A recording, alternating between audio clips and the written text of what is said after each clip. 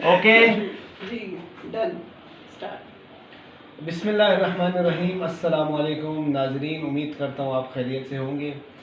जैसा कि आपको मालूम है, अक्टूबर का महीना है और इस महीने में कैंसर के हवाले से खुसूसी तौर पर आगाही फैलाया जाता है।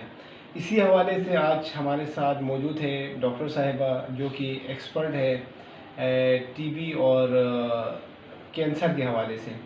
तो हम जानने की कोशिश करेंगे ये कैंसर क्या है, किस वजह से फैलता है, इसके क्या नुकसानात है। यकीनन इसकी आगाही और आप और हम सब के लिए इंतहाई ज़रूरी है, बिलखुसूस ख़वातीन के लिए जो बहुत ज़्यादा इस बीमारी में मुतासर हो रहे हैं। तो हम डॉक्टर साहब की तरफ बढ़ते हैं। अस्सलाम वालेकुम। वालेकुम अस्सलाम। मैडम कैसे हैं आप? ठीक हैं? खैर खैरियत अल्हम्दुलिल्लाह हैं? मैं ठीक ठाक हूँ। मैं आपका इंतहाई मशकूर हूँ कि आपने अपना खुसूसी टाइम निकाला लोगों की आगाही और फलाही के लिए। तो आपसे ये जानना चाहेंगे, ब्रेस्ट कैंसर कैसे होता है, क्या ये बीमारी है, किस तरह फैलता है और इसकी क्या नुकसानात है, इसकी कैसे हम तशख़ीस कर सकते हैं? आप आगाह कीजिएगा। जी, ब्रेस्ट कैंसर असल में बहुत पुराना मर्ज़ है। शुरू से ख़वातीन में होता आ रहा है, लेकिन अभी चूँकि टेक्नोलॉजी के साथ साथ इसकी अवेयरनेस के लिए हमने बहुत सारे इक़दाम किए, तो इसकी वजह से बहुत सारी ख़वातीन की बचत हो सकती है, उनकी शरह अमवात में कमी हो सकती है। ब्रेस्ट कैंसर असल में नॉर्मल जो आपके सेहतमंद खुलिए या टिश्यू होते हैं ब्रेस्ट के, छाती के, वो एक एबनॉर्मल ग्रोथ या एक जर्म की एंट्री से या किसी भी वजह से उनमें एक अनकंट्रोलेबल एक ग्रोथ हो जाती है और वो फिर फैलना शुरू हो जाता है, गिल्टी से आगे ट्यूमर बन जाता है। तो इसकी 1000 में से हर 8वीं औरत शिकार हो सकती है और 1000 मर्दों में कम से कम एक मर्द को भी छाती का सरतान हो सकता है। ये ज़रूरी नहीं है कि हर औरत ही को छाती का सरतान हो, कैंसर हो, मर्दों में भी इसकी शरह बढ़ती जा रही है। मैम ये बताएंगे आप, ये जो इसकी अलामात क्या है, कैसे पता लगेगा इसको ब्रेस्ट कैंसर है, या कैंसर की किस तरह हम डायग्नोज कर सकते हैं, इसकी अलामात क्या है, अलामात के बारे में? जी, इसकी अलामात ये हैं कि आपने हर महीने स्टैंडिंग पोजीशन में खड़े होकर शीशे के सामने अपनी ब्रेस्ट को एग्जामिन करना है, मतलब उसका खुद से मुआयना करना है। उसमें ये है कि आपने अपने बाजुओं को इस तरह ऊपर लिफ्ट करके तो सर्कुलर मोशन में या गोल गोल दायरे में अपनी ब्रेस्ट को हर तरीके से यूं घुमा के देखना है। अगर उसमें कोई गिल्टी महसूस हो रही है तो आपने उसको नोट करना है। और इसके अलावा इसमें ये होता है कि आपका जो हार्मोनल लेवल एस्ट्रोजन ज़्यादा हो जाए, प्रोजेस्टेरॉन ज़्यादा हो जाए, तब भी आपकी ब्रेस्ट में एक दर्द आती है, एक चुभन सी फील होती है। इसके अलावा आपकी स्किन के ऊपर चेंजेस आती हैं, डिम्पलिंग गड़े बन जाते हैं या उसमें रेडनेस या इन्फ्लेमेशन आ सकती है। इसके अलावा आपने देखना है कि आपके निप्पल में कोई डिस्चार्ज तो नहीं है। अगर सफ़ेद रंग का डिस्चार्ज है या ब्लड भी कई दफ़ा आता है, जो नर्सिंग मदर है उसका दूध पिलाने के अलावा अगर कोई डिस्चार्ज हो तो वो एबनॉर्मल है, वो डायरेक्टली डायग्नोज करता है कि आपको खुदा न खास्ता कैंसर का अलामत हो सकता है। इसके अलावा आपकी गिल्टी कोई महसूस हो 2 सेंटीमीटर से अगर छोटी महसूस हो रही है तो वो आपका खुदा न खास्ता स्टेज 1 का कैंसर हो सकता है। 2 सेंटीमीटर से बड़ी हो तो वो स्टेज 2 का कैंसर भी हो सकता है। और अगर इससे ज़्यादा मल्टीपल आपकी गिल्टियाँ बन जाएँ तो आपको स्टेज 3 का कैंसर है। और अगर जिस्म में इसके अलावा ब्रेस्ट के अलावा भी किसी और जगह वो गिल्टियाँ हैं तो वो स्टेज 4 का कैंसर बनता है। जी मैम इसके क्या रिस्क फैक्टर हैं?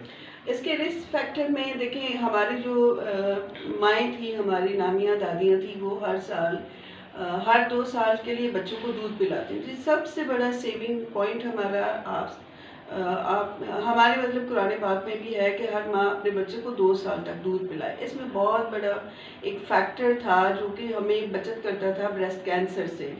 अब जो ख़वातीन अपने बच्चों को दूध नहीं पिलाती हैं या जिनको कभी हमल नहीं हुआ, उनको हम नली पैरिटी कहते हैं, वो उनके अंदर ब्रेस्ट कैंसर के चांसेस ज़्यादा हैं। जो बहुत ज़्यादा ओबीज़ हैं, मोटी हैं, अपना वज़न कंट्रोल नहीं करती, उनके अंदर भी ये चांसेस हो सकते हैं। इसके अलावा जिन ख़वातीन का फैमिली हिस्ट्री है, जिनकी कोई खाला फूफी या कोई नानी दादी में किसी को कैंसर का मर्ज हुआ था, उसके भी चांसेस हो सकते हैं। किसी को स्टेज 1 का कैंसर हुआ, रिकवरी होगी, लेकिन उसके बाद उसको दोबारा भी कैंसर हो सकता है। तो इसके अलावा उसका जिसका अर्ली मतलब मेंसेस का पीरियड साइकिल जल्दी शुरू हो गया, या जिसका मीनोपॉज जो कि लेट बंद होने का क्लोजिंग टाइम है वो भी लेट हुआ, ज़्यादा एक्सेसिव उसको हो गई, ब्लीडिंग हो गई, तो उसको भी चांसेस ज़्यादा हैं। जी मैडम, इसकी कितने स्टेजेस हैं? इसके 4 स्टेजेस हैं। स्टेज 1 जो है उसमें एक छोटा सा गिल्टी बनती है, ट्यूमर बनता है, जिसको अगर हम मतलब वो डक्ट में होता है, वो नाली के अंदर होता है। अगर हमने उसको नॉन इन्वेसिव भी कहते हैं, अगर हमने उसको टाइम पे ट्रीट नहीं किया तो वो इन्वेसिव में चेंज हो जाता है। इन्वेसिव में वो लब्यूल्स को भी इन्वॉल्व कर लेता है। उसके बाद 3rd स्टेज आती है, उसमें वो पूरी डक्ट को जो है वो ब्रेस्ट को इन्वॉल्व कर सकता है, जिसके लिए हम मिस्टेक्टमी करते हैं, पूरी ब्रेस्ट रिमूव करना पड़ जाती है। और 4थी स्टेज में आपका खुदा ना खास्ता किसी भी जिस्म के हिस्से में ये फैल सकता है, दोनों ब्रेस्ट में भी हो सकता है। जी मैम ये बताएंगी, ये तो एक इंतहाई ख़तरनाक बीमारी है, क्या इसके बरवक़्त तशख़ीस से इलाज मुमकिन है? क्या पाकिस्तान में इसका इलाज मौजूद है? जी इसका सबसे जो बचत वाला पॉइंट है वो ये है कि आपने अगर टाइम पे अपना डायग्नोज कर लिया कि मुझे अपना सेल्फ एग्जामिनेशन हर मंथ में किया, जिनकी फैमिली हिस्ट्री में है ब्रेस्ट कैंसर की हिस्ट्री है, वो हर 2 साल 3 साल के बाद अपना एक ब्रेस्ट का अल्ट्रासाउंड या मेमोग्राम करवाएं। ठीक है, मेमोग्राम या अल्ट्रासाउंड जो है 35 से 40 साल के दरमियान की जो ख़वातीन हैं उनका ब्रेस्ट अल्ट्रासाउंड में ही पता चल जाता है। अगर 40 साल से ऊपर की ख़वातीन हैं तो उनको ब्रेस्ट मेमोग्राम करवाना चाहिए। और जिनकी फैमिली हिस्ट्री में है उनको हर 5 साल के बाद, किसी भी एज में हो सकता है, तो उनको हर साल 5 साल के बाद अपनी ब्रेस्ट का एग्जामिन करवाना चाहिए, ताकि बर वक्त तशखीस हो जाए। बर वक्त तशखीस के साथ ही इसका इलाज मुमकिन है। इसके लिए बड़ी अच्छी एडवांस टेक्नोलॉजी है, कीमोथेरेपी है, आपकी रेडिएशन है। और बचत के तरीके ये हैं कि जो फैक्टर हैं, जैसे कुछ रिस्क फैक्टर ऐसे हैं जिनको हम अगर मिनिमाइज करें तो आपको ब्रेस्ट कैंसर से आपकी बचत हो सकती है। मतलब ब्रेस्ट फीडिंग को इन्हेंस करें, फिजिकल एक्सरसाइज करें, अपनी मतवाज़न ग़िज़ा लें।